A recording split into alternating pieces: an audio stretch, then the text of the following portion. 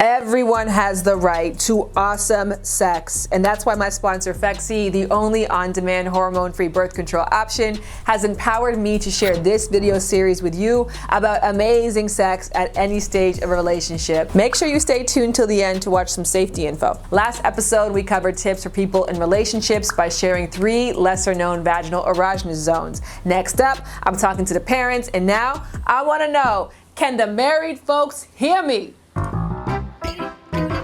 No, guys, seriously, turn down the TV, take off your hoodie. We got some serious things to sound off on. Hello, I'm talking to you. Yes, you too. Let's go. Can you believe that it's been almost 3 years since we've been married? 3 years. That's your response? How has sex changed since we got married?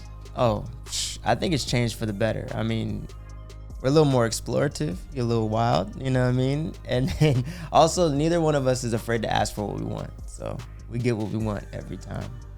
Maybe not every time, but most of the time. When do you not get what you want?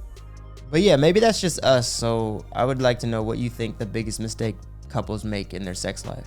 I think that couples fail to redefine passion, and they mistakenly believe that it's gone just because passion is different. So, for example, passion may not be constant butterflies in our stomach all the time. It might be a smile between you and I, and then you looking at me and being like, what? And we know what is. I feel like passion is less about sex on top of the pizza we just ordered because we can't get our hands off each other, and more about us having a great time out with friends than me saying to you like, oh, I have dessert for you later at home. It's those little things, you know, it's text messages that are flirty but functional at the same time. It's us being on the same team and knowing that we're in this together. That to me is passion. Yeah, I would agree. I mean, it's not the same as it was, but I kind of think it's better. Exactly. And you want to know a fun fact, Jared Brady? I do. Okay, so falling in love is actually stressful for the body, but being in love with someone is healthy for the body. Okay, but what does that mean?